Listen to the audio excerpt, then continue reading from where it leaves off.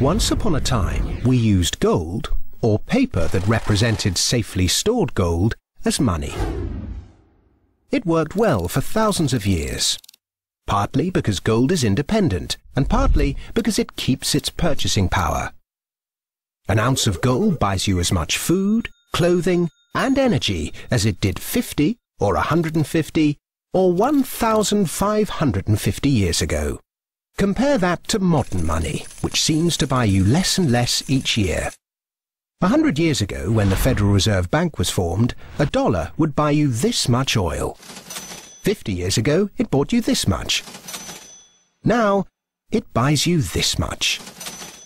That's not very much, is it? In fact, in the 100 years since the Federal Reserve Bank was formed to protect the currency, the purchasing power of the dollar has fallen by this much. Why did governments stop using gold? In 1914, the British and German governments were committed to various spending programs and World War I, a war that probably needn't have happened, and neither had the money or gold to pay for it. So they took their countries off the gold standard and, free of its restraints, printed the money they needed. In 1971, the American government was committed to various spending programs and Vietnam, a war that probably needn't have happened. And it didn't have the money or gold to pay for it, so it took America off the gold standard and, free of its restraints, printed the money it needed. Sound familiar? If governments didn't have the power to run up deficits, these wars could never have happened. There wasn't the gold to pay for them.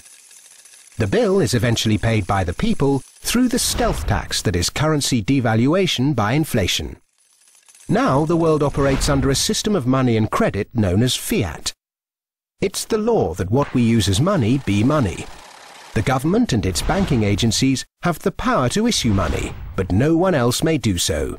Unlike gold, of which there is a finite amount in the world, with this Fiat system there is no limit to how much money can be created, so inflation becomes inevitable. Look at the mess the UK and Germany got the world into after leaving the gold standard in 1914. World War I, German reparations, Weimar inflation, the rise of Hitler, and so on. Look at the mess the world has got itself into since 1971, when this Fiat system became the global norm. An endless sea of wars, debt, poverty, social inequality, economic bubbles, rampant consumerism, and environmental rape. None of which could ever have happened to anything like the same extent, with that little bit of discipline and restraint imposed by gold. The ability to issue money is too much power for governments, banks, anybody, however well-intentioned. The best way to stop the abuse of power is to spread it as thinly and widely as possible. That's why we need to get back to a sound system of money. Unlike any bank, any corporation, any government or any body, gold really is independent.